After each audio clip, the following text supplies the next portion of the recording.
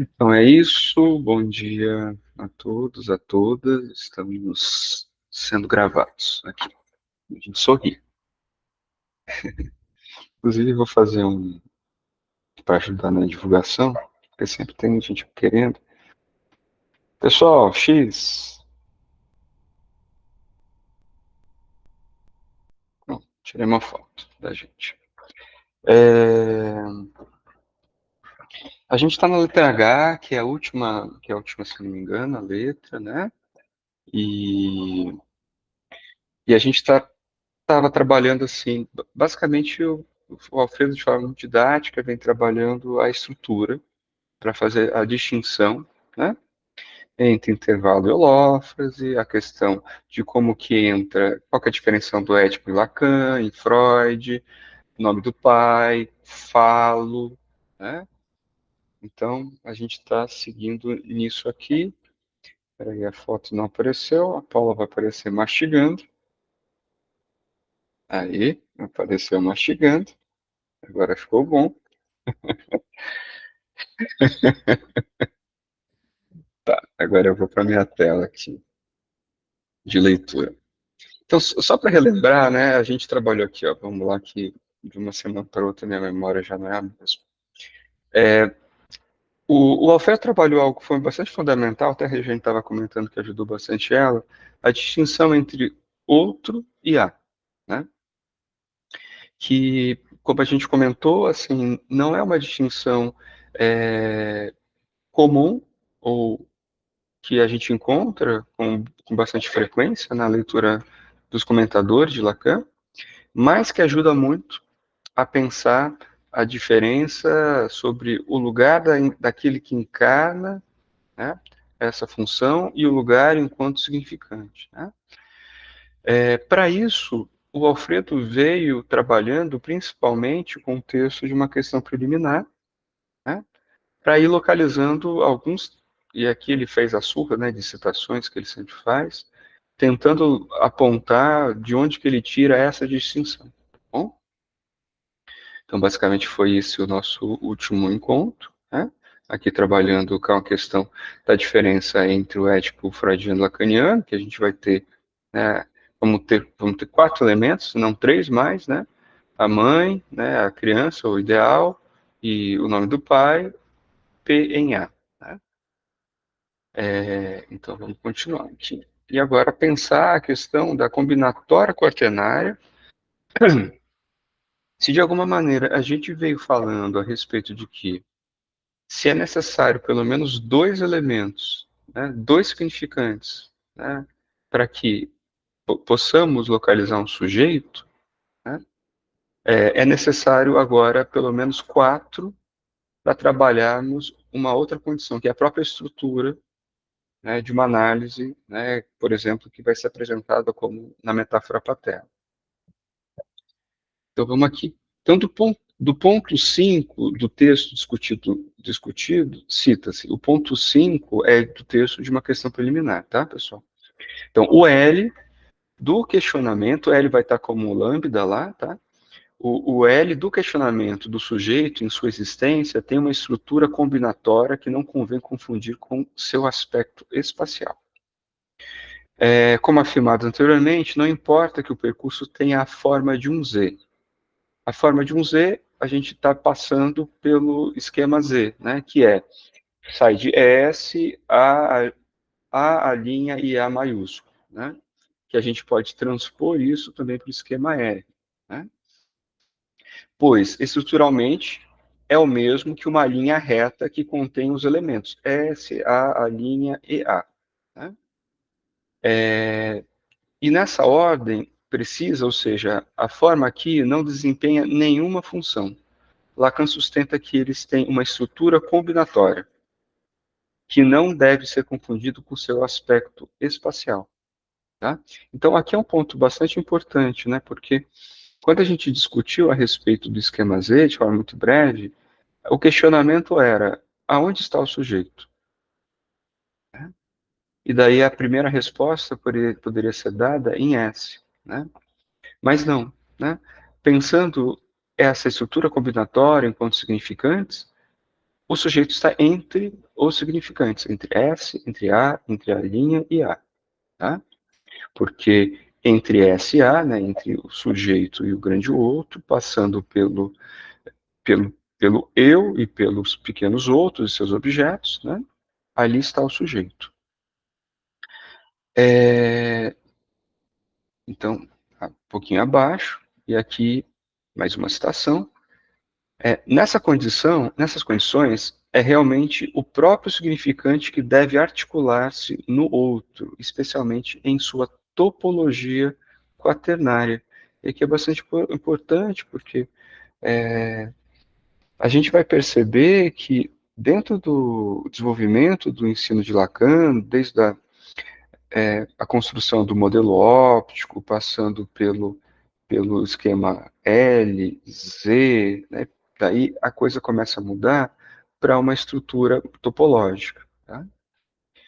Sendo que no modelo óptico, Lacan vai dizer que aquilo é uma analogia, né? Ou seja, ele está colocado dentro de uma condição imaginária. Já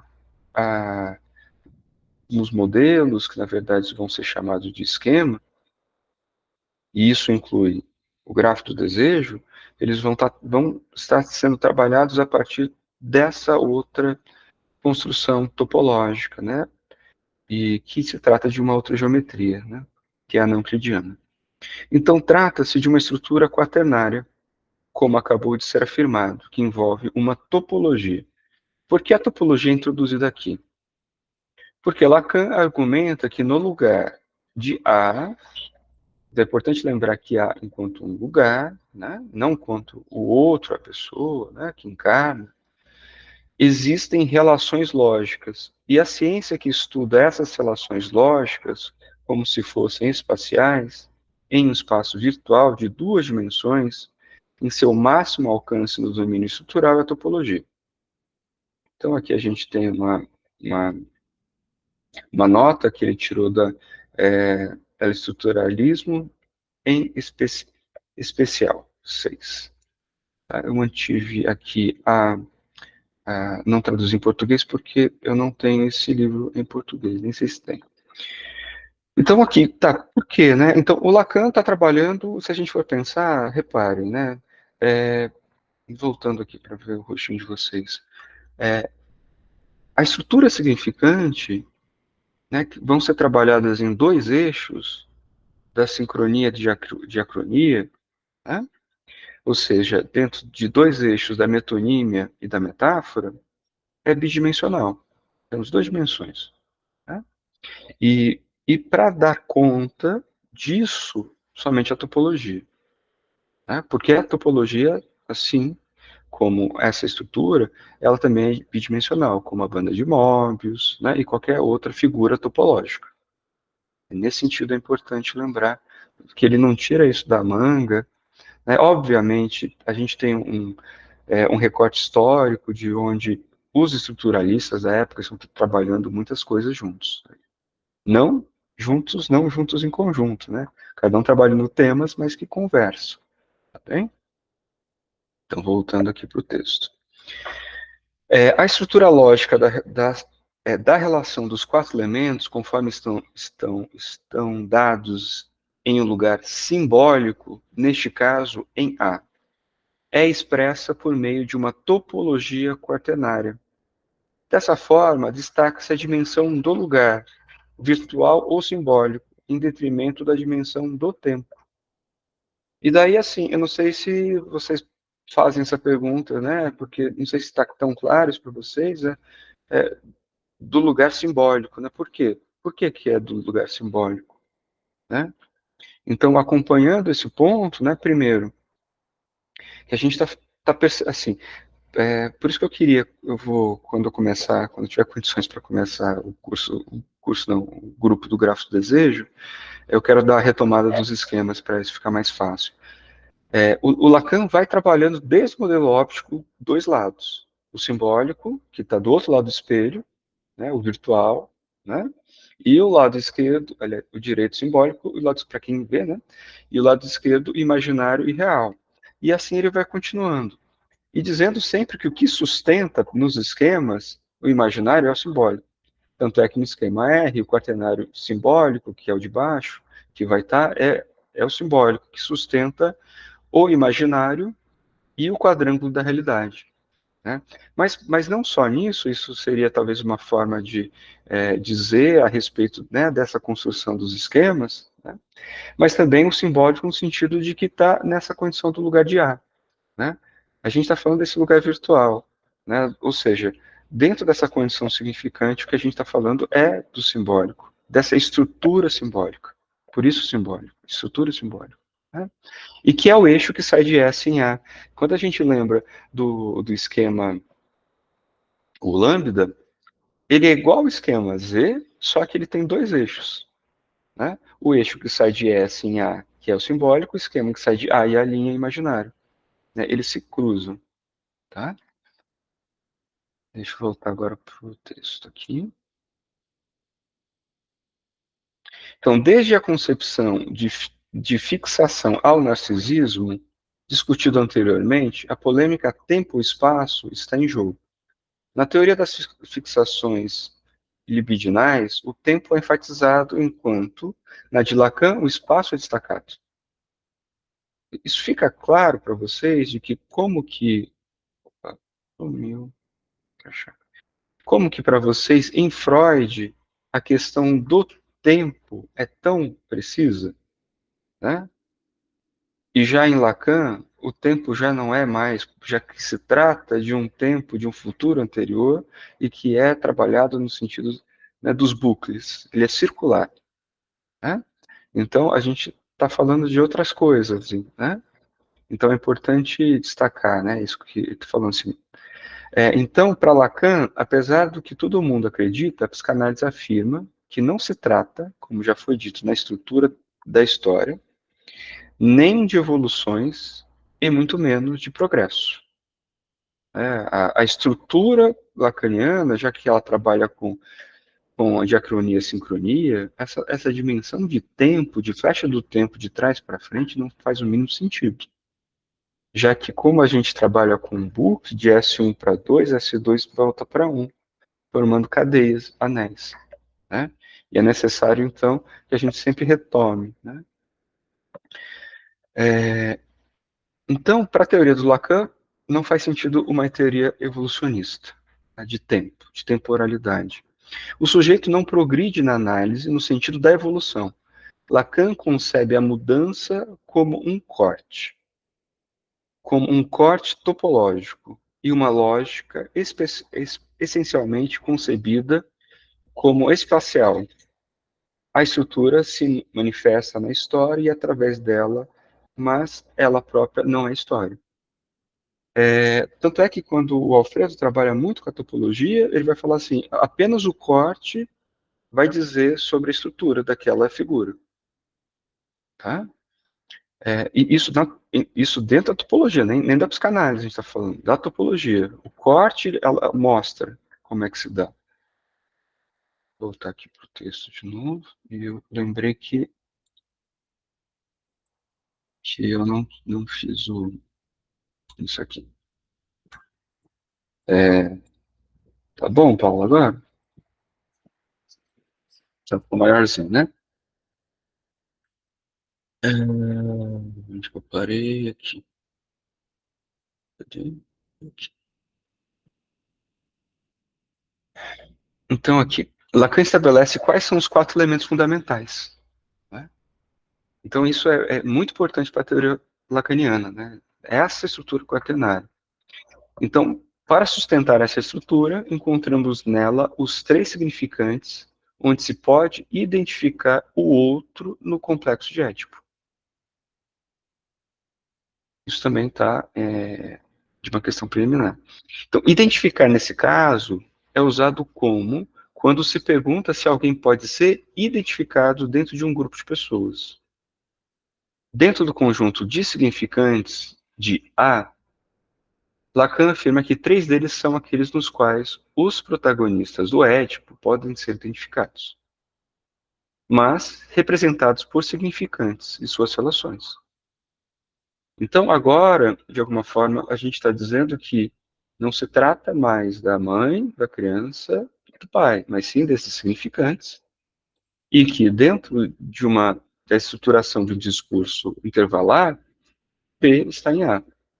Ou seja, o que significa isso? Né?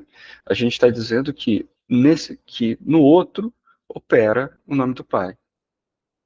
Isso está operando, pode ou não. Lembra quando no encontro anterior a gente falou assim, olha, tá, uma mãe que possa ter o discurso, né, estruturado como holófrase, não quer dizer, ou no caso no texto falou como uma mãe psicótica, isso não vai fazer com que o filho seja neurótico ou psicótico enquanto regra.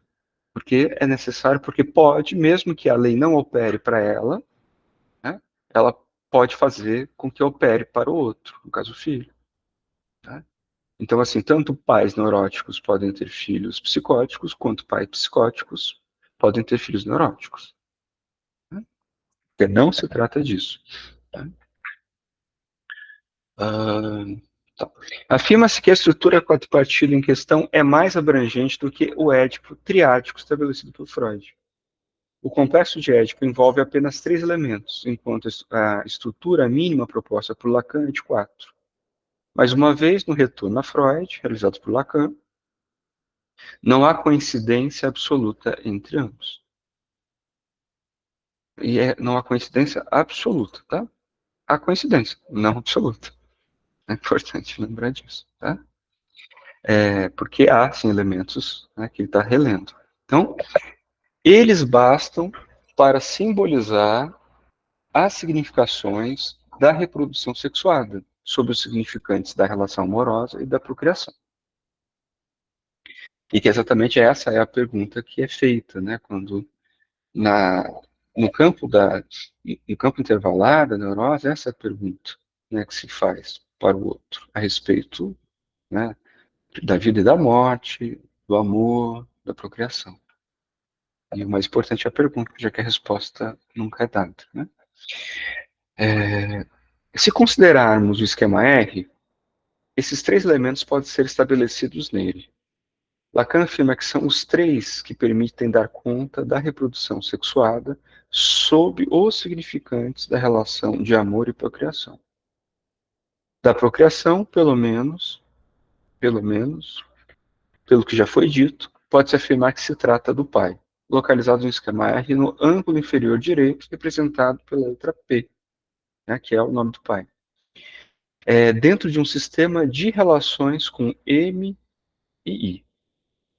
Deixa eu ver se aqui ele vai mostrar. Olha aqui, tá? M e I, tá? É essa diagonal aqui.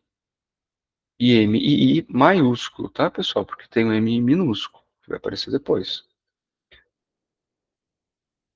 A relação de amor é situada entre M, o significante da mãe, o outro da demanda que sempre é de amor e que produz substituição do objeto da necessidade pelo objeto de amor, localizado acima, à direita, e o ideal simbólico, localizado abaixo à esquerda. Tá vendo? Aqui, né? Então, aqui que está colocada essa condição. Se opera P em A, é possível, enquanto resultante, objeto a extração do objeto do desejo. Né? Então, por quê? A gente sai a partir disso do campo da necessidade, né? Primeiro, para o campo da demanda, e por isso que toda demanda de amor, porque ela já não mais está subjugada pela necessidade, tanto é que se morre de fome por amor, às vezes, ou seja, sai do campo da necessidade, né? Mas também a diferença é que no campo do intervalo, algo tem um resto dessa operação, que é o desejo. O problema aqui na holófrase é o que é colocado como o circuito, o círculo infernal da demanda. Nunca se sai, também morre de fome, mas nunca se sai da demanda. E nesse ponto a gente está falando que não há extração de objeto. Tá? Esse é um grande problema. Aqui, acho que eu falei até aqui isso. Então, a reprodução sexuada, nos termos freudianos, implica a articulação dos três elementos. No ético freudiano, o filho é o termo de uma equação, a equação criança igual falo da mãe, né? Mas apenas com a intervenção do pai, do pai implica a reprodução sexuada. Caso contrário, a criança é apenas objeto ideal da mãe. O ideal, o ideal da completude do outro materno, representada pela letra I, baixo, à esquerda, fecha o triângulo simbólico. Aqui. E aqui para ler, o quarto termo é dado pelo sujeito em sua realidade como tal fora fluido. Essa aqui agora. Temos uma citação para falar sobre esse sujeito. Tá? Enquanto tal, olha aqui, pessoal, para quem não sabe, esse aqui é o formato do esquema R. Está faltando algumas partes ainda, tá? Esse formato são dois ternários, ou dois triângulos, e que eles são homólogos. Homologia é no sentido de que, se a gente passar um à frente do outro, eles vão ter equivalência, tá? Então, eles são homólogos. E aqui ele está falando, como tal, fora fluido, né? Mas a gente falando assim, tá falando do neurótico, se P está em A, né? Então a gente está falando que não teve fora oclusão, não é? Do quê? Do nome do pai. Mas o S é fora ocluído. Essa é uma condição, né? Se na neurose P está em A, o sujeito é fora ocluído. Se, se não é neurose, a gente está falando então, né, que então daí o sujeito não está fora ocluído e o P que foi fora ocluído. Tá? Mas sempre algo vai ser fora ocluído, nesse caso. Então vamos lá. Então, retomando o texto, o quarto termo é dado pelo sujeito em sua realidade como tal fora fluido. No texto em espanhol, parece precluída, em vez de foreclose, que é em francês. Essa tradução, sob a perspectiva da língua e da língua jurídica, é correta, embora entre os psicanalistas da língua espanhola seja comum usar fora fluido, em português também. Né? Deve-se notar que Lacan, em seu escrito sobre a psicose, usa a foraclusion para descrever a realidade correspondente ao quarto termo, o termo simbólico do sujeito, na estrutura normal. E aqui uma nota: o parágrafo de referência não diz que o quarto termo está foracluído. Isso no escrito do Lacan, tá? Mas sim que a sua realidade está. Na análise realizada sobre ele, tenta-se demonstrar a coerência em sustentar a foraclusão do significante do sujeito, embora Lacan não afirme exatamente dessa forma nesse parágrafo. Tá? Então, quando vocês forem ler de uma questão preliminar, o Lacan não está falando que S está fora incluído, mas a realidade disso do sujeito está fora incluído. Né? E aqui o Alfredo vai ir por uma linha tentando afirmar essa tese, né, de como que é necessário pensar esse S nessa condição de fora-oclusão. Então, ficou claro, né, assim, lembrando aqui de que a gente porque vai trabalhar com essa imagem ainda. Essa estrutura quaternária é caracterizada pela disparidade ou heterogeneidade entre seus elementos. Se trata de 3 mais 1. 3 de um tipo e o quarto de outro. Assim, essa estrutura do quaternário coincide com a maneira como Lacan concebe a interação dos elementos na metáfora paterna. E aqui a gente tem mais uma nota, 37, também está em uma questão preliminar. O esquema R estabelece que o quarto termo é aquele que corresponde ao sujeito, mas em sua própria realidade. Lembrando, para quem não se lembra, não sabe, o nome do esquema R é esquema da realidade. Tá? E o R que está posto no esquema não é do real, é da realidade, né, o quadrângulo. Então, para cada sujeito em sua realidade, o termo que o representa está fora coído.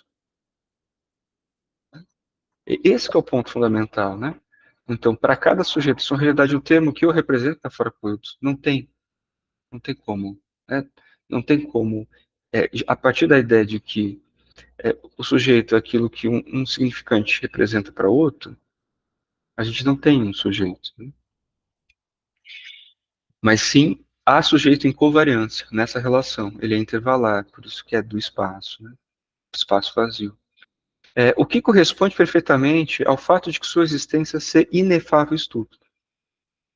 Então, voltando àquela questão, né, a respeito da pergunta que o Lacan fala, a pergunta sobre sua inefável, estúpida existência, né, a gente volta à teoria dos significantes e localiza que sobre isso, né, o sujeito, essa dimensão é inefável, estúpida. A pergunta não.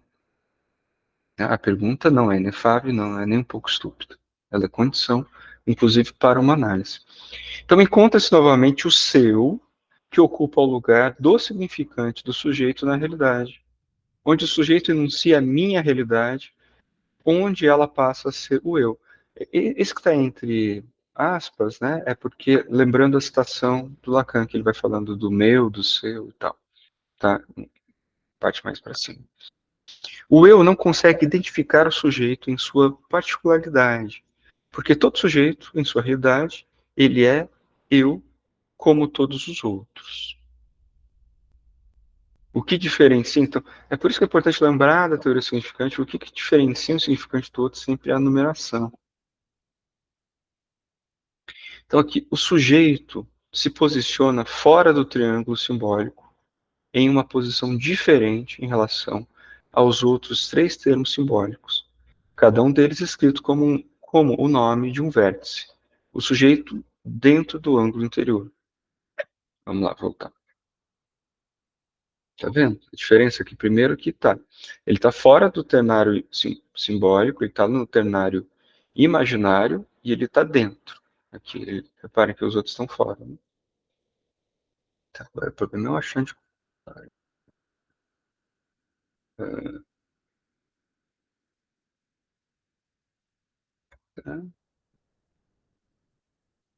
aqui, acho que é isso, né? Não, não. Aqui, não. Eu preciso sempre marcar onde que eu volto, né? Porque depois. Você parou na citação. Ah, tá, que bom, obrigado. A citação prossegue assim. Como tal, fora incluída no sistema e só entrando sob o modo do morto no jogo dos significantes. Tá falando do quê? Tá falando do S, tá? Isso. Então, ó, tá falando, ó, o sujeito, né, como tal, fora incluído, mas ele não fala o sujeito, no sistema e só entrando sob o modo do morto no jogo dos significantes. Mas tornando o seu sujeito verdadeiro à medida que esse jogo dos significantes vem dar-lhe significação. Então, tem uma entrada, como morto, mas vai se tornando verdadeiro a partir da significação. Então, portanto, nessa estrutura quadripartida, não se trata de quatro elementos homogêneos, como já foi dito, né, anteriormente. Se trata de 3 mais 1. São 3 colocados como vértices do triângulo simbólico no esquema. Quais são? M, I e P. E o quarto, o sujeito, que está lá tá no ternário superior, parte interna. É o único elemento simbólico que está do lado de dentro. É uma pergunta, é o único elemento simbólico. Porque sua posição é heterogênea. Seu significante está fora incluído. O que faz entrar na realidade como significação. Então aqui a gente tem o campo da significação sendo apresentado. E logo mais a gente vai perceber, sem querer dar spoilers, já dando, é que ali no S vai ter um fizinho também, na parte de cima. Né? Como se deduz dessa elaboração, dado que na estrutura normalizada o quarto termo está fora incluído, S, estabelece-se que a oposição entre neurose, intervalo e psicose holófrase não pode ser mantida através da oposição de mecanismos como repressão e fora-oclusão, já que a posição do sujeito na neurose é caracterizada pela fora-oclusão.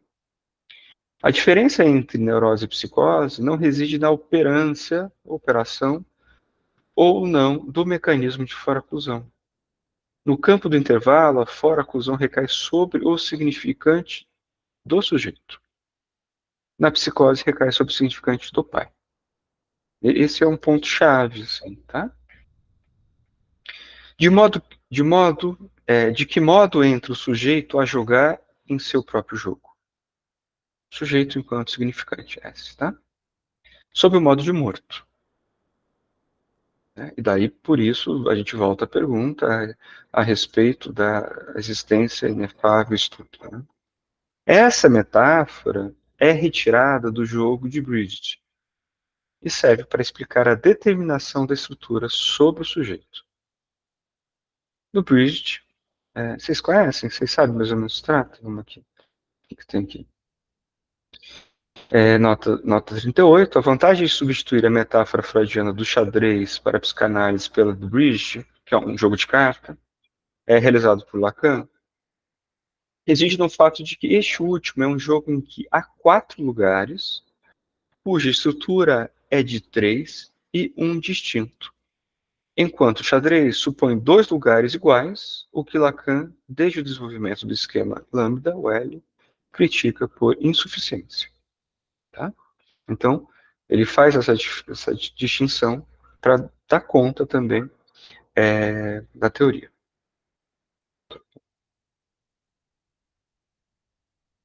Tá, acho que eu parei aqui, né? O sujeito... Ah, não, não parei aqui, não, parei aqui. Parei aqui, né? Tá, aqui, ó. Jogar... eu li essa... Ah, 38, parei aqui. Um dos jogadores que recebe cartas como os outros três, novamente a estrutura do 3 e 1, organiza suas cartas e as coloca sobre a mesa. Mas são os outros jogadores que pegam e jogam as cartas. Então, repare, tem uma função diferente o quarto jogador. Né? O morto, alternativamente, é um jogador que recebe um conjunto de cartas. Mas outros jogam por ele. O que isso quer dizer? O quarto termo será o sujeito, mas ele jogará como morto. Jogar como morto implica ter um lugar próprio, seu set de cartas e uma localização precisa na combinatória dos jogadores, mas são os outros que jogarão as cartas. E outros com letra maiúscula. Agora eu vou fazer assim para lembrar. Também, né, então agora a nota 39, também, mas dessa vez, no seio da experiência analítica, Lacan propõe a metáfora do morto para explicar a posição do analista também, viu? Tá? Então, olha lá, aqui, ó, achei. Este morto é uma modalidade de participar do jogo, mas isso é apenas uma perspectiva da questão. E outra citação de Lacan. O sujeito, por outro lado, entra no jogo como morto, mas é como o vivo que irá jogá-lo. Aí tem uma coisa importante, né? A respeito desse sujeito. Joga vivamente, não apenas participa como morto. Ele entra como morto, mas joga, né? Como vivo. Ele entra como morto, já que são os outros que determinam as cartas ali, né? Os outros, o outro, tá? É o outro que determina.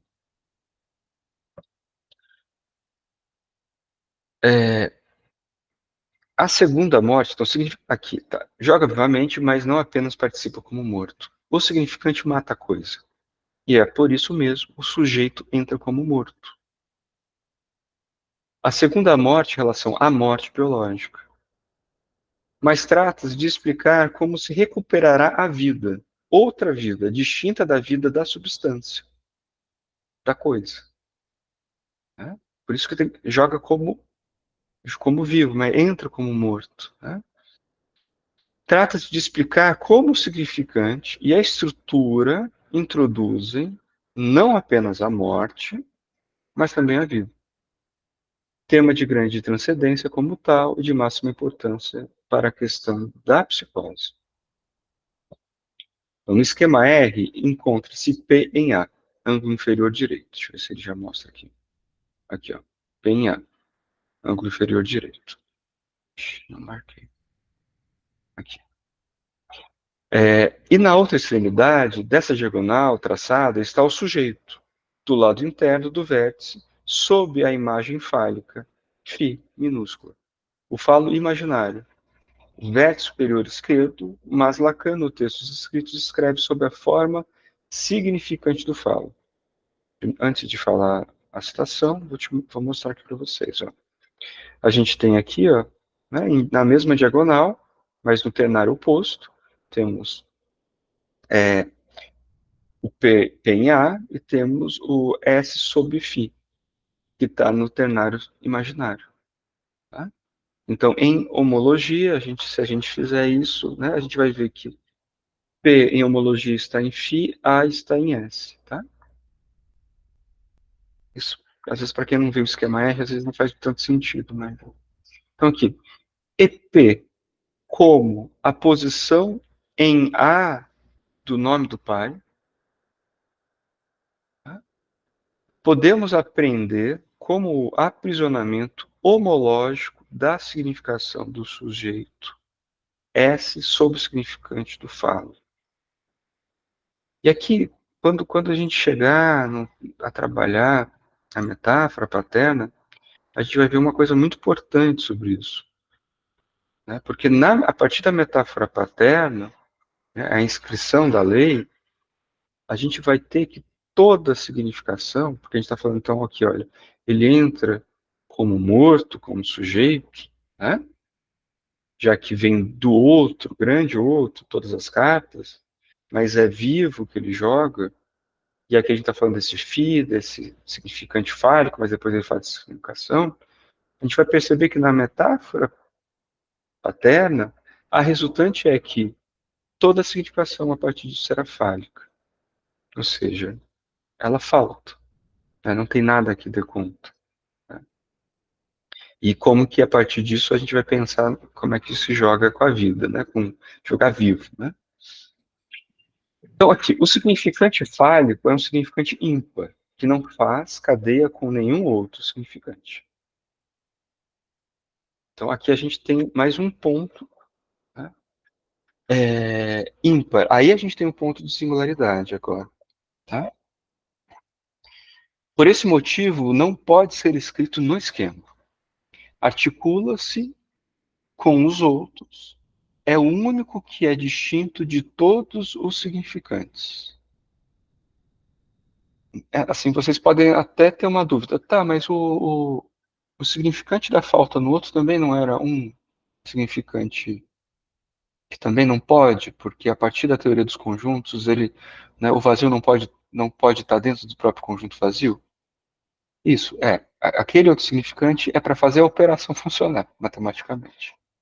Esse aqui é um outro significante, mas ele está fazendo relação, que não faz, ele é um significante ímpar, não faz cadeia com nenhum outro significante, mas ele articula-se com os outros. Então, por tal motivo, Lacan, em certas oportunidades, o denomina símbolo fálico, sendo o mais obscuro dos significantes. Por sua diferença específica, pode ser concebido como o único verdadeiro símbolo. Deve-se articular o significante falho, φ, ao significante de uma falta no outro, já que aquele é um dos seus nomes. Olha que interessante. Daí a gente está vendo a relação também disso. E aqui a gente tem que, que sim está escrito no grafo do desejo, mas ali não se localiza entre significantes, e sim entre funções da estrutura normalizada. Tá? Isso aqui é para leitura do grafo. Então, a gente está vendo aqui, então, quanto falta? Acho que estamos acabando, pessoal. Ao sujeito, como morto, resta a possibilidade de se posicionar identificado ao falo imaginário. para assim imaginarizar a vitalidade, a turgência vital. Essa função imaginária associada à ereção está determinada pelo significante fálico e através dele, a imagem do pênis ereto, símbolo que desde quase sempre cumpriu misteriosamente a função de representar a vida para o sujeito falante. Trata-se do sistema de relações dos vértices, tal como estão unidos pelas diagonais. Existe uma relação não traçada no esquema entre os vértices superiores esquerdo e o vértice inferior direito, né? Que são, né, P em A, em homologia, né, e a gente vai ter aqui, né, os simbólicos colocados aqui, né, o M e o I, o ideal, e os dois objetos, né, o A pequeno, né, os outros e os objetos, né, desses outros. De acordo com o esquema, poderia ser enunciado P em A em relação a S sob φ. Assim como se pode dizer que M e A, né? Cadê? Perdi. MA em relação a I e a linha. Nesse caso, a estrutura quadripartida implica que cada um dos termos deve ser considerado como uma dupla em relação à outra dupla, ou seja, 2 com 2 em dois sistemas distintos. Então, no vértice inferior direito, inscreve-se a função paterna, aqui. É, qual é o correlato da função paterna? A morte. O pai introduz a outra morte em relação ao biológico. Lembra que, né, que o significante mata a coisa, né? Ou seja, é dessa lei simbólica, da estrutura, que se trata o nome do pai, né? Então, que corresponde à criação ex nihilo, tanto de si mesmo quanto via o juízo de atribuição e nomeação do sujeito, o que inscreve o vértice superior esquerdo, a dimensão fálica e a vida. E aqui a gente tem, né? Temos aqui penhar, a morte, né? Quando opera penhar, e aqui a gente tem, né, no esquema R, né, que é o esquema da neurose, da realidade, a gente tem a vida. Então aqui, para concluir essa página, nas sociedades de mistérios mencionadas anteriormente, o falo, como símbolo prevalente, cumpre a função de garantir a vida, como reprodução do gado, crescimento de grãos e procriação humana, associando-a à potência criadora do significante. Nas sociedades francamente fálicas, as cerimônias, como já foi dito, estavam destinadas a garantir, mediante o uso do símbolo fálico, a perpetuação da vida, ou seja, a fertilidade da terra, a reprodução dos animais, dos seres humanos. Os usos em ritos públicos ou secretos do símbolo do falo estavam destinados ao sustento da vida. Desde sempre, a procriação e a criação ex nihilo, que mata a coisa natural, né, e que é, assim, a criação do nada, né, assim como a perpetuação da vida, via o simbólico, vinculam a morte simbólica pai e a vida simbólica falo. Em sua articulação recíproca, o pai introduz a morte, indubitavelmente a morte simbólica, e o falo a vida vinculada ao símbolo, a segunda vida. Da relação entre ambos os vértices, obtém-se uma primeira dimensão clínica. Se o pai não opera, o falo tampouco, já que estão relacionadas com dois extremos de um par e um não pode operar sem o outro. Então a gente está vendo que há um efeito, né, exatamente por homologia, né? P em A, é, S sobre φ, S sobre falo. Se um é foracluído, o outro será elidido. O esquema I representa claramente essa relação. O pai foracluído, então, o esquema I é o esquema do caso Schreber, né? Onde o P, o nome do pai, está foracluído. O pai foracluído, indicado por P0, né, vai ter um furo lá, corresponde ao falo elidido, φ0. Isso significa que, se o nome do pai está foracluído, haverá uma elisão correspondente do falo. o que implicará problemas para o sujeito, tanto com a morte, a questão do luto na psicose, quanto com a vida, o que Lacan denomina a morte do sujeito na psicose. Schreber expressa isso com toda clareza quando testemunha ter tomado conhecimento da sua própria morte, e todo psicótico a experimenta de alguma forma. O significante ordenado produz a morte da coisa, mas se opera P, estamos falando da neurose, que coloca em funcionamento o significante fálico, também se inscreve a vida. Ou seja, o sujeito está, por um lado, morto por causa do significante, especialmente significante do nome do pai, da lei, né, da estrutura significante, e, por outro lado, está vivo por causa do significante, em particular o significante fálico, né, o do mistério, né, que a gente nunca consegue, né, por isso a pergunta é tão importante sobre a estúpida, né, inefável existência. Portanto, a ordem simbólica normalizada fornece a posição do sujeito como morto. E qual que é a ordem simbólica normalizada? A gente está falando da neurose. Mas também como vivo, sendo este o último o mais misterioso e obscuro das determinações da ordem simbólica. E finalizamos o capítulo 4, que é um capítulo mais longo. Caso vocês queiram, né, agora, ou se vocês quiserem no próximo encontro, que não será nessa quinta, mas sim na outra, devido ao feriado, quiserem retomar alguma questão do capítulo 4, a gente volta. Caso contrário, vou eu traduzir o capítulo 5, continuar. Tá bem? Pessoal, então, é isso. Deixa eu parar a apresentação. Queria agradecer a presença de quem participou e a presença, né, dos ouvintes e de quem está assistindo agora, né, posteriormente, via YouTube, né, Bunker. Tá bem, pessoal? É isso. Um abraço e até a próxima. Tchau. Obrigada, viu? De nada. Tchau, tchau.